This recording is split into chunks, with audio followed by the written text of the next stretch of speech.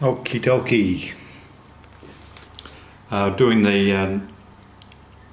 the saws, the action that you want to do is you want to slightly rock it side to side as you're sawing it, so that you're opening up the slot as it goes as you're sawing. So a little bit to the left, a little bit, sort of rock it a bit as you're sawing, and then when you've reached your point where you've settled where it's going to be, just take a little bit of an angle. I don't know if you can see it on the little slightly diagonal at the back at where the string exits the nut slot. Just sort of cut a little bit out of there so that it creates a V coming out of the nut slot, so the string doesn't jam up in there. And then as you're doing your nut slot, you want to sort of ramp it down, so going sort of almost like a curve, so curving down. Doesn't necessarily need to be straight down, but sort of a curve and working its way down.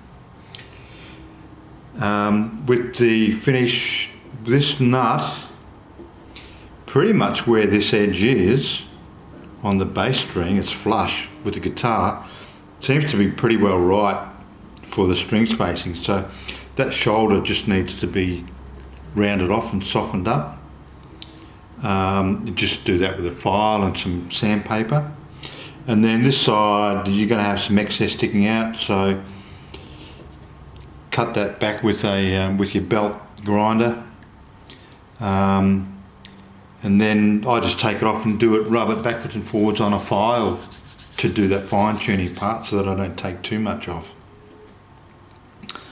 And then again, just sort of soften that shoulder, soften the edge that way, and that little corner there, so you don't catch your knuckles when you're playing. So just soften those edges with a file. Then when you're finished, when you're satisfied with it all, cut it, sand it with some pretty fine sandpaper, 1000 grit roughly, and then finish it. If you've got some steel wool, finish it off with some steel wool, and the steel wool just polishes it up, and then put it on, and it's good to go. So it's fairly low already where it is, so I don't think you're going to have to actually